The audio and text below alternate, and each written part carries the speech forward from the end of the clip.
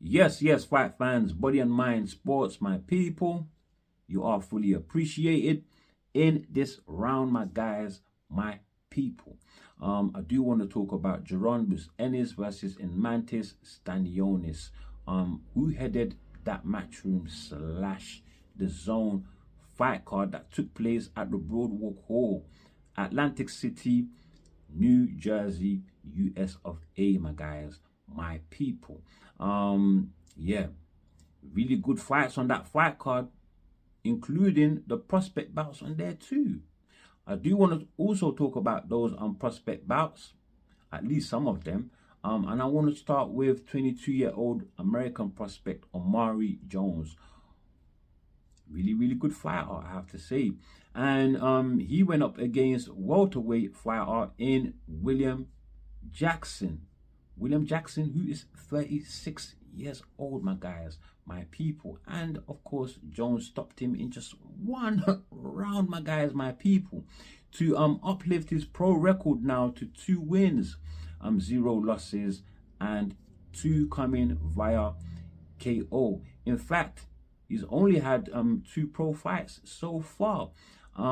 As for his opponent on the night, Mr. Jackson, well, he came in with a winning record. He walks away with a winning record. However, he takes a hit, and his record now stands at 13 wins, 6 losses, 2 draws, and 5 coming via KO.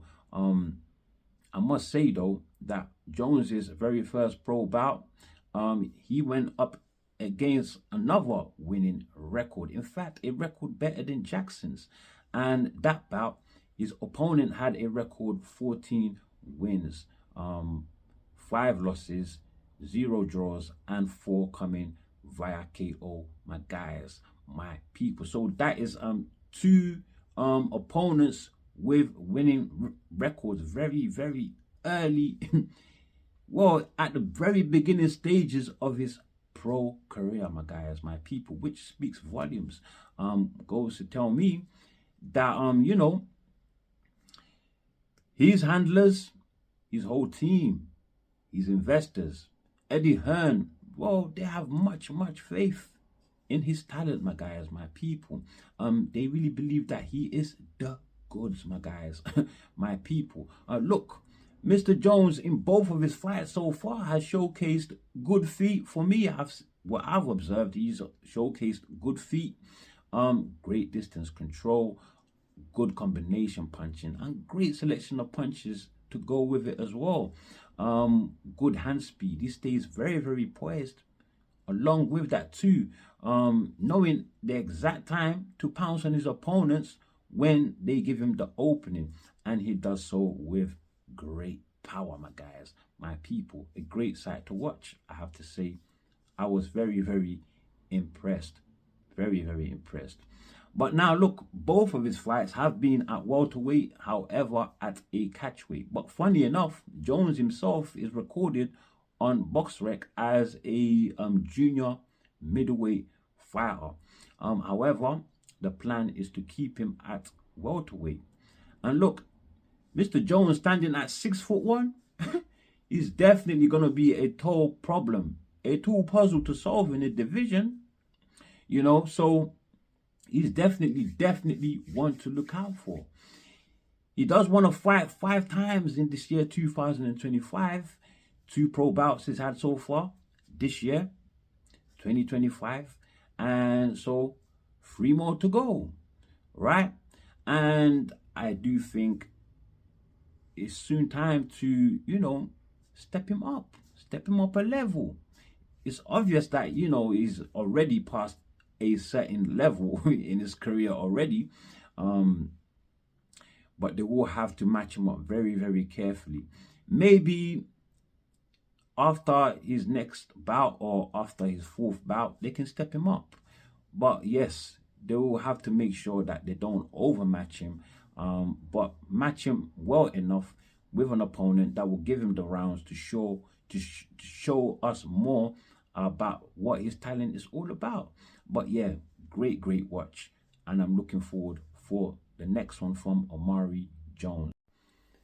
Now, my people, moving on from one very talented American prospect straight to another, my guys, my people. This time around, Zaquin Moses, a 19-year-old prospect, fights in the super featherweight division. One fun fact, he did defeat another very promising American prospect in Cormier Morton. And that was in the amateurs 2023, my guys, my people. However, he is now in the pro levels and he is 3 fights deep.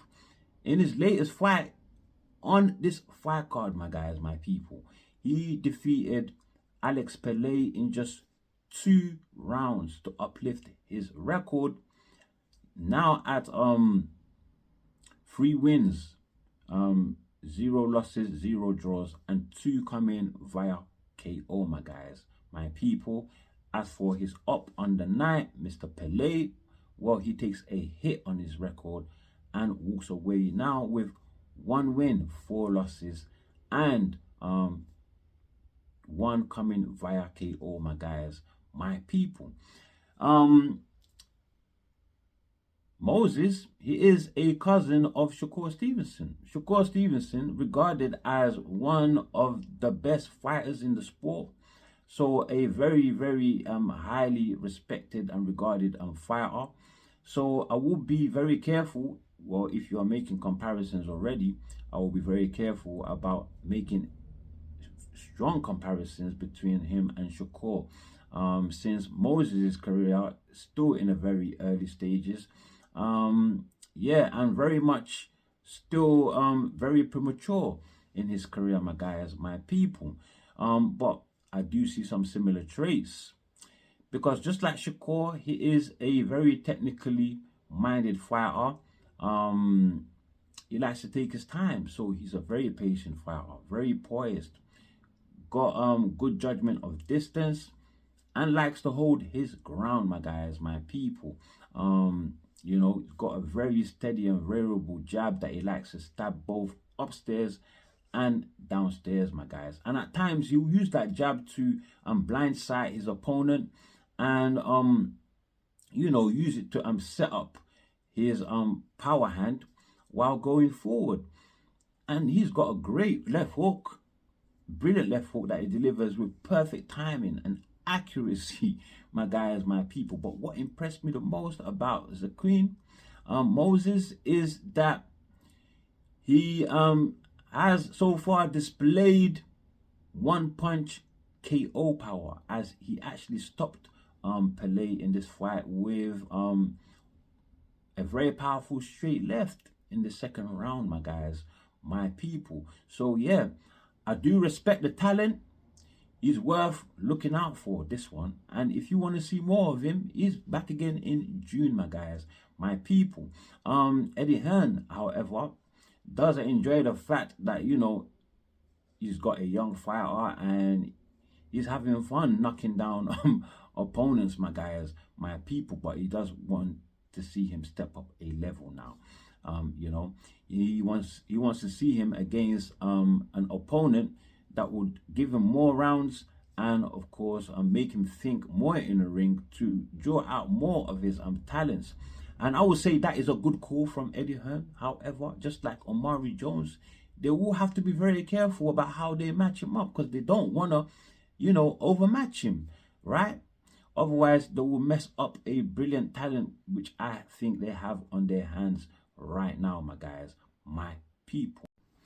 My people, now let's talk about some of the fights on the main fights on this card. We had Shakram Gayasov, who went up against Franco Ocampo, my guys, my people. Gayasov, coming into this fight, was actually the #1 contender under the WBA and mandatory 2 in Mantis Stanionis, but he took the step aside fee to allow Stanionis and IBF champion Jerome Ennis to attempt to unify. And of course, after Ennis winning that fight, he is now the unified IBF and WBA champ in the division and goes on to inherit the mandatory obligations to fight Shakram Gayasov, my guys, my people. But what Shakran Gayasov put out so far, he does have good power. He's got size, but I doubt if he would be able to put a dent on Ennis, because Gayasov is not really a high punch count fighter, my guys, my people. So he lacks volume, and also very, very defensive minded first, my guys, my people. And as for Ocampo, an Argentinian fighter, but does not fight like an Argentinian. When you think about names like Sergio Martinez, who was a former unified champion at 154 pounds and 160. You also think of fighters like Brian Costano, who argued for the undisputed status with now former undisputed champion at 154 pounds, Jamel Charlo, my guys, my people. He is nothing like those fighters. They're not even close in talent, my guys, my people. Ocampo, who lacks defense. He has very, very bad reflexes, slow reflexes, bad feet, and throughout the duration of the fight had both his elbows tucked tightly to his midsection. So obviously he does not like getting hit to the body, my guys, my people. And as for Gayasov, clearly the bigger fighter in there. Ocampo, to me, looks like a blown up 140 pounder.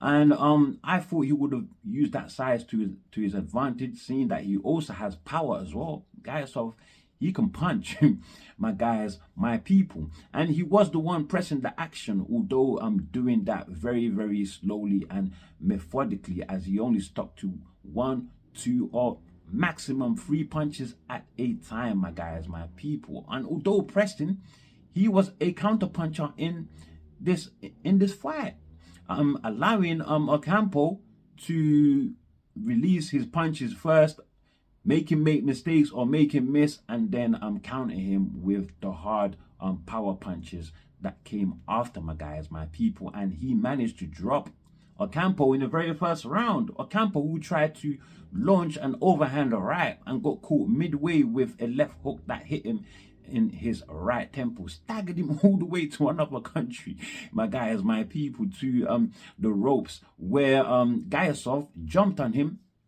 but not with the relentlessness that I thought he would have, because he only let go like maybe six power punches in like, I don't know how many seconds, but not enough volume, not enough relentlessness. It did manage to drop Ocampo though, you know, in that attack with a left hook finally. But Ocampo, he made the count, but you could tell by looking at him, he didn't want to be there anymore.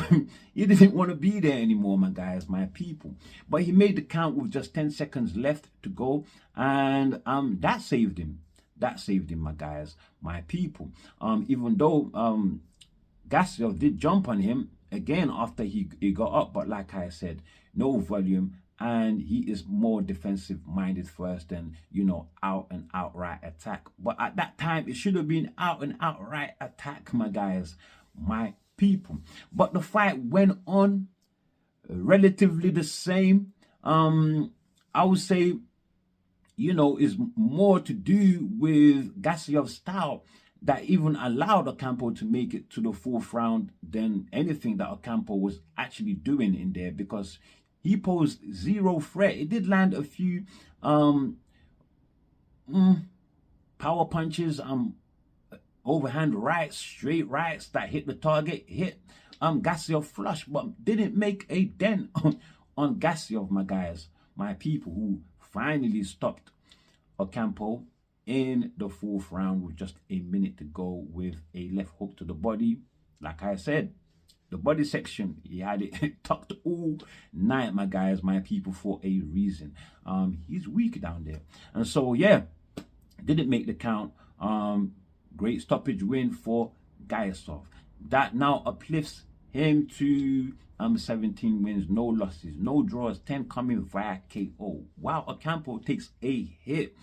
And now His record stands at 17 wins and 3 losses, 0 draws, 8 coming via KO, my guys, my people. So they do have a similar similar experience in terms of the fight count, the number of fights that they have had, my guys. But Gayasov has faced the much more superior opponents. No need to even talk about that, my guys, my people. But yeah, nonetheless, a great performance by Gayasov, considering that he just lost his daughter just 1 month ago to a terrible illness that had him traveling all around the world looking for doctors to find treatment to her ailment. So sad news there. You can only imagine what he's going through now, and even what he went through then. So yeah, congratulations to Gayasov on his win, and much prayers to him in this very testing time, my guys, my people. But now, yes, he is now mandatory to Jerome Bruce Ennis's strap. Let's see if that fight can happen, my guys, my people. It needs to. He needs to get that title shot before the winner of Romero and Ryan Garcia, who are fighting in May the 2nd, my guys, for the WBA regular title. So that was Gassiov, my guys, who for this fight was actually trained by Rashab Butiev, who lost to Stanionis for the WBA regular, my guys, my people. Fun fact to know, my guys. But let's move quickly and fast to the co-main event, where we had now former WBA champion in the featherweight division, Ray Ford, go up against Thomas Matisse, who is, or I should say was, his second fight in a higher division at 130 pounds. That is the super featherweight division, my guys, my people. Ray Ford, who lost his WBA championship at featherweight to Nick Ball in June 2024 after winning it from Kolmatov just about 3 months or so before, my guys, my people. So he's now in a higher division and looking to become a 2-division champ, my guys. But his fight with Matisse, who's supposed to be a big puncher. Look, my guys, it was just one way, big gulf, an ocean-sized gulf between the fighters in terms of skill and talent, my guys, with of course Ford having the major advantage, my guys, my people. And it showed on the night. Matisse, who is a big puncher, right, he at the press conference, he promised to pour on the pressure on Ford and make him pay, my guys. But we didn't see any of that. Instead, we saw reluctancy from him to engage with Ford. I mean, he did hit Ford with a few jabs to the body. He's got really powerful jab. A few power punches which didn't hit Ford clean. He managed to roll those power punches. Ford, who has great defense, head always on a swivel, so he slips punches very well and got great feet, so can get in and out of danger pretty quickly, my guys, my people. Ford, one thing that Sergio on commentary, he mentioned on the night was that Ford leaping forward to land punches was a no-no, my guys, my people. But I have to say that Ford does do that very responsibly and hits the target. Not only that, but closes the distance very quickly to hit the target. So I don't think, for him it's so much of a no-no, my guys. It's tailored to his style. I mean, after all, he was the much smaller fighter on the night. Thomas Matisse, significantly taller than him, I think about 2-3 inches taller, and 4 inches reach advantage, my guys, my people. So he has to find a way to close the distance if he wants to land and win the rounds, my guys, my people. But Ford, a lot of people said his performance was not spectacular, but it was a shutout, my guys. Which round could you find to give to Matisse? So I would have to say it was a spectacular performance, especially considering that Matisse is a huge puncher, my guys, my people. And Ford, you know, not really known for power. Not really known for power, my guys, my people. Ford, though, has great speed, like I said, great speed of hand and foot, great footwork, good ring generalship. He used the entire ring on the night, which is a great thing to see. Also, like I said, good defense, good punch volume, so good output. Also, he has respectable power, despite the fact that on BoxRec he is just under 50% in you know, KO to win ratio, my guys, my people. So great all-round talented fighter in Ford, my guys, my people, who I would say has much improved since I would say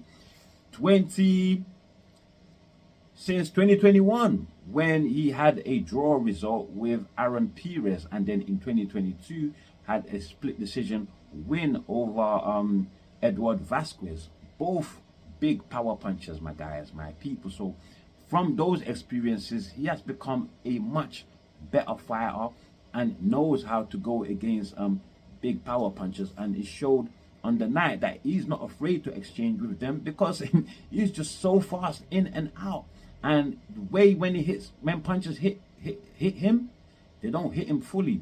He knows how to slip them very well, my guys, my people. And yeah, great show put on by Ford, who went on to win the fight and hurt Matisse a couple times, despite he doesn't have power. Matisse, like I said, something was stopping him from attacking the way that he wanted to.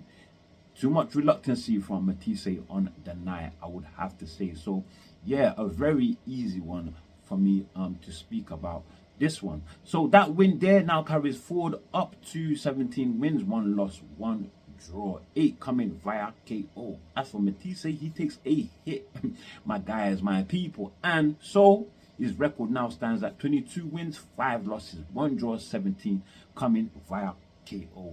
My guys, my people, what next for Ford? He can target the vacant IBF that was left behind by Anthony Kakashi, who failed to honor his mandatory in Eduardo Nunes, fighting in Japan in June. Nunes against Masuri Rishiki, my guys. I suspect he might get past Rishiki.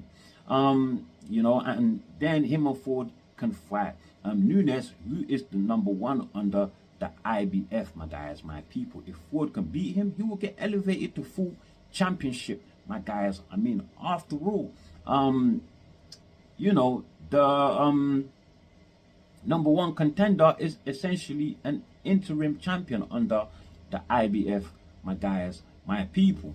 But yeah, check this. One problem Ford could have is that Nunes is a big power puncher with a record 27 wins, 1 loss, 0 draws, 27 coming via KO. That 1 loss came at the hand of Hiram Gallardo in 2018, my guys, my people. But Ford, like I said, very quick.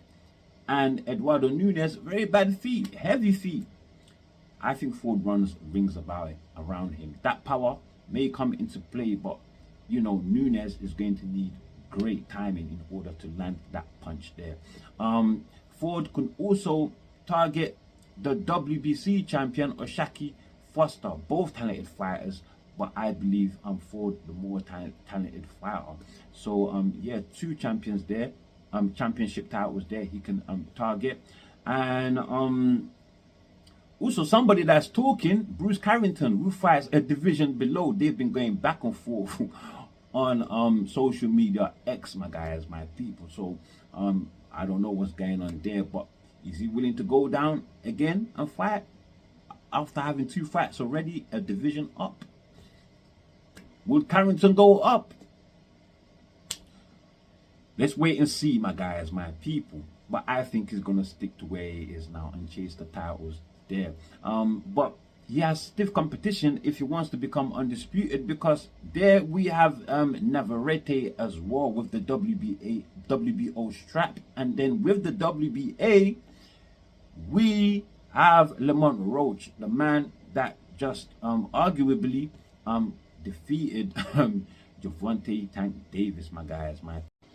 Look, this video taking way longer than I expected, so let's move quickly. This is another straightforward one, my guys. So a quick one to talk about: Jerome Ennis versus Mantis Stanionis. Ennis, the IBF champion; Stanionis, the WBA, came together to unify, and of course, Ennis now the the first unified champion at 147 pounds since the exit of Terence Bud Crawford to 154 pounds. Crawford, who is the former undisputed champion in the division, my guys, my people. Now look, a very straightforward fight. I have to say, why did Stanionis actually take this fight? I have to question that, because I think he knew he was going to lose. He looked overmatched, despite he is now a former champion. Despite that he came into the fight a champion, but now a former champion, my guys. Why did he take this fight? Why did he not honor his mandatory in Shakram Gassiov? Well, the truth, well, what I think is the truth, my guys, is that Stanionis's last amateur fight, he lost that fight, and that was against Gassiov, my guys. Possibly thinking in his mind he could stand to lose again, my guys, my people. So why risk that loss against a fighter who he would get a smaller purse with, when he can get a much bigger purse losing to Ennis, right, in a unification bout? Look, Stanionis' wife is heavily pregnant, about to drop, possibly dropped already. My guys, my people, he's got a baby girl on the way, so things to buy. Get ready for baby's arrival, my guys, my people. So yeah, he was down to take a beating for the team, for the fam, my guys, my people, and that is exactly what he got. Like I said, there's a big gulf between the two fighters. Jerome Ennis brought out all the stocks on the night before this fight. At the press conferences, he warned Stanionis, told him, look, with your come forward style, all forward and no breaks, look, you're going to run into a rock and you're going to get broken apart. And a rock he did run into. That rock's name was called Jerome Ennis, my guys, my people, who I believe in the first round, according to my assessment, Jerome Ennis just wanted to take, that round, make it a feel out round, He was just throwing his jab, touching Stanionis here and there, nothing too big to start with. But then in that same round, as the round grew on, Stanionis just pumped the pressure on him. And he said, yeah, okay. Started showing him what he was all about from get-go. And Ennis has got bags and bags of stamina, man.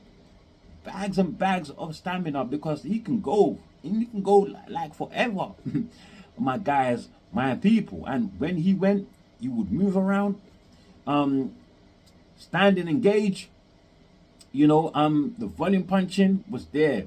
So consistent attack, my guys, my people. Great ring generalship. He used the entire ring and enjoyed himself. Showboating, my guys, my people, but not showboating for the sake of showboating. He's very entertaining anyway. His style is such that when he's moving and he's slipping those punches and he's making you miss and landing with the counter punch, it looks like he's showboating, because he's so slick with the movement, my guys, my people. Very entertaining fighter, Jerome Ennis, and he just did whatever he wanted with Stanionis in there. Stanionis, very bad feet. Never seen him look so bad with his feet before. I guess it took a fighter with brilliant feet to make him look so bad, my guys, my people. Stanionis though did land a few punches, good powerful punches. He's got a great jab though, that pushed Ennis's head back. You could see that even a Stevie Wonder could see that Stanionis has got a great jab.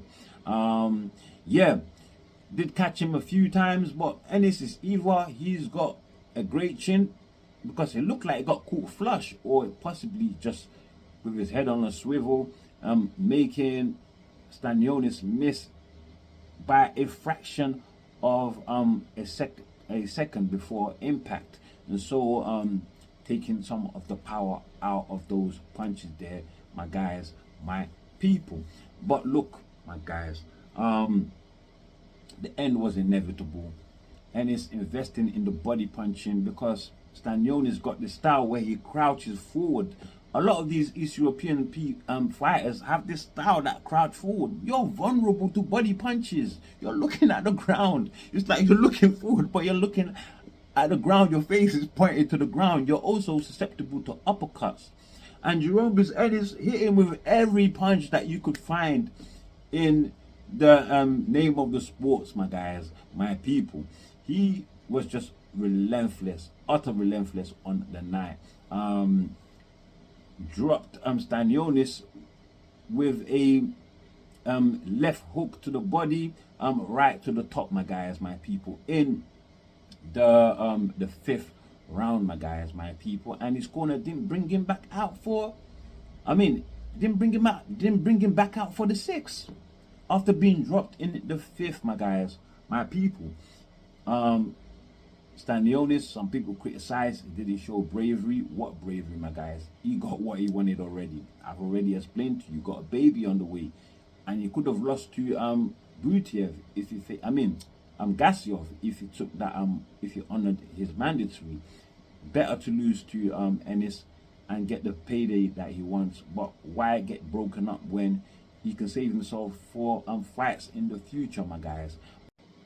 But look, my people, what is next for Jerome Ennis, whose record now stands at 34 wins, 0 losses, 0 draws, 30 coming via KO. As for Stanionis, he takes a hit, my guys, just like every other opponent that's come before him. So his record now stands at 15 wins, 1 loss, 0 draws, 9 coming via KO, my guys, my people. He gets sent home with a big payday, with a baby on the way. Good on him. But big congratulations to Jerome Ennis, and more life to both fighters. What is next for Jerome Ennis? He does have undisputed ambitions. He is on a quest, my guys, to collect all the titles. Brian Norman is there with the WBO.